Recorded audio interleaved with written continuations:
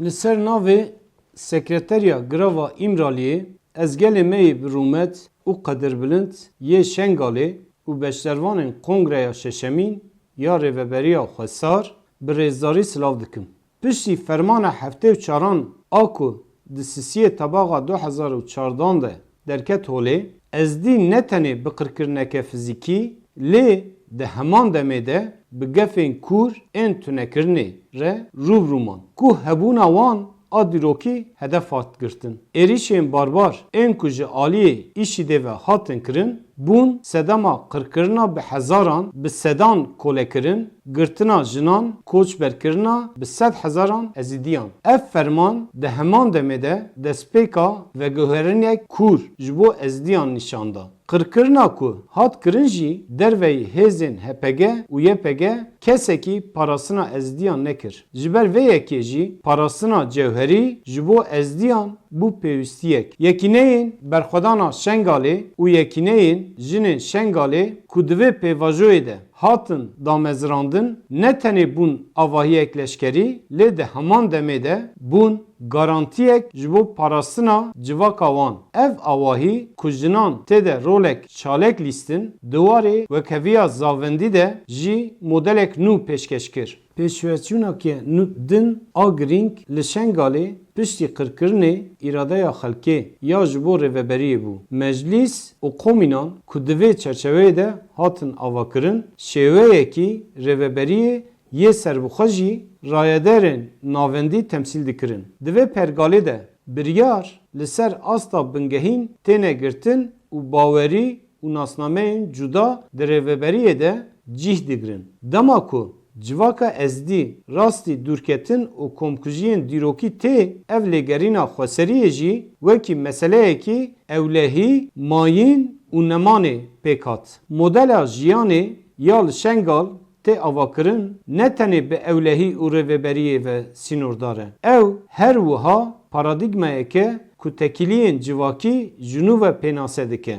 Rizgariya jinan, jiyana ekolojîk û aboriyeke kolektif. Kevirên bingehîn ên vê modelê ne. Rêxistin bi taybetî yên ku ji hêla jinan ve têne rêvebirin di derbaskirina travmayên berê de roleke girîng dilîzin. Rêberê gelê Kurd Abdullah Öcalan civaka ezdî wekî yek ji civakên qadîm ya olî yên Mezopotamyayê dibîne. PKK'yên bi pêşengiya jinan ên ku li Şengalê pêşketine di vî warî de pêşketinek dîrokî temsîl dikin û rizgariya gelê ezdî ne di parastina hêzên derve de ye lê di pêşxistina rêxistina xwe ya xweser de ye. Ji vê perspektîfê ve parastina xwe ya ku ji hêla gelê ezdî ve hatiye afirandin ne tenê leşkerî ye lê di heman demê de çandî, civakî û siyasî jî û ji nû ve zayîna wan mîna Anqayê temsîl dike.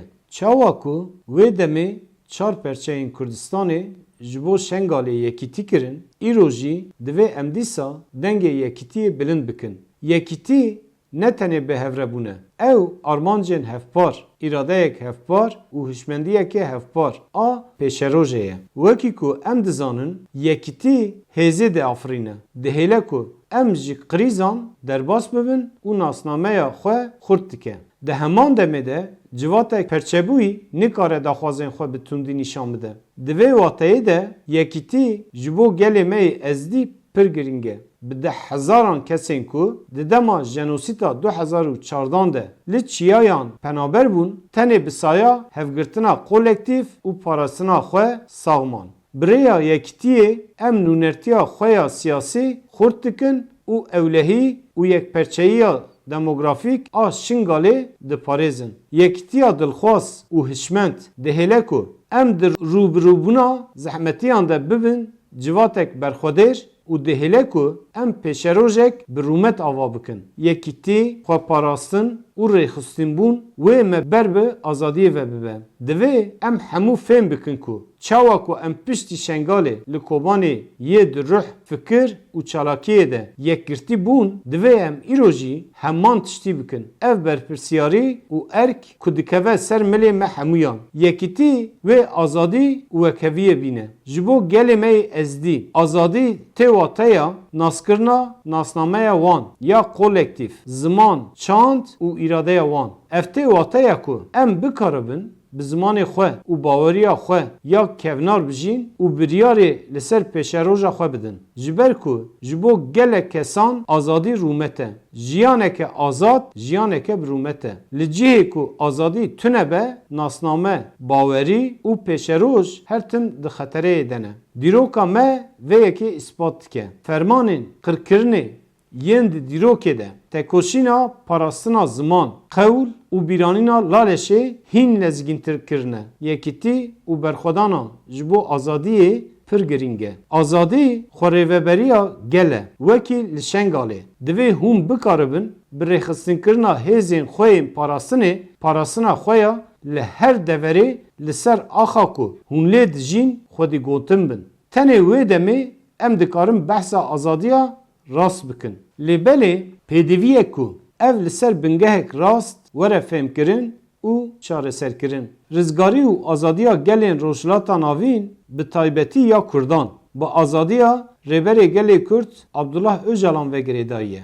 Ji ber ku me qirkirin û polîtikayên tinekirinê yên ku li dijî Kurdan hatine ceribandin dîtine lê rêbertî van polîtikayên tinekirinê û komplo pûç kir. Ji ber vê yekê werin em hemû bibin yek û mîna çemek jiyanê ber bi azadiyê ve bimeşin. Bijî azadî. Yekîtiya demokratîk, jiyana azad, çareseriya mayînde. Ez we hemiya bi rêzdarî dîsa silav dikim, di kar û barê we de serkeftinê dixwazim.